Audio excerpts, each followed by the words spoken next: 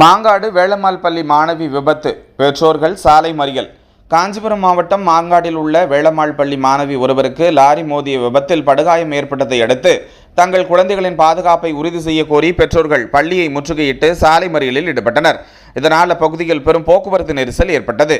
மாங்காடு வேளம்மாள் பள்ளியில் 7ஆம் வகுப்பு படிக்கும் ரக்ஷனா என்ற மாணவி பள்ளி முடிந்ததும் தனது உறவினருடன் மோட்டார் சைக்கிளில் வீடு திரும்பிக் கொண்டிருந்தார்.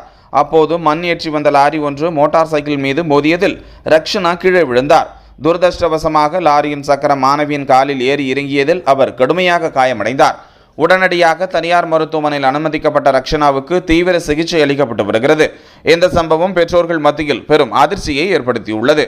வழக்கம் போல தங்கள் பிள்ளைகளில் பள்ளியில் விட வந்த பெற்றோர் அந்த விபத்து குறித்து பள்ளி நிர்வாகத்திடம் கேட்க முயன்றனர். ஆனால் பள்ளி நிர்வாகம் உரிய பதிலளிக்கவில்லை என கூறப்படுகிறது. பள்ளியின் அருகிலேயே தனியார் அடுக்குமாடி குடியிருப்பு கட்டுவதற்காக மணல் அள்ளப்படும் நிலையில் பள்ளி நேரங்களில் கனரக வாகனங்கள் செல்வதும் சாலை முறையாக பராமரிக்கப்படாததும் இந்த விபத்துக்கு காரணம் என பெற்றோர்கள் குற்றம் சாட்டினர். இதுகுறித்து பலமுறை பள்ளி நிர்வாகத்திடம் தெரிவித்தும் நடவடிக்கை எடுக்கப்படவில்லை என்று அவர்கள் தெரிவித்தனர்.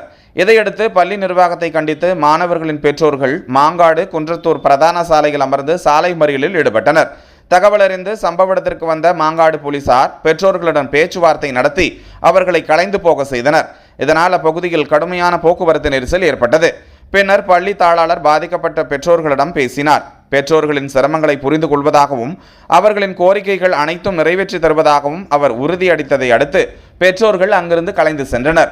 இந்த விபத்து குறித்து மேலும் தகவல்கள் கிடைக்கும் பட்சத்தில் உடனுக்குடன் உங்களுக்கு தெரியப்படுத்துவோம். தொடர்ந்து இணைந்திருங்கள் ஜி தமிழ் செய்திகளுடன்.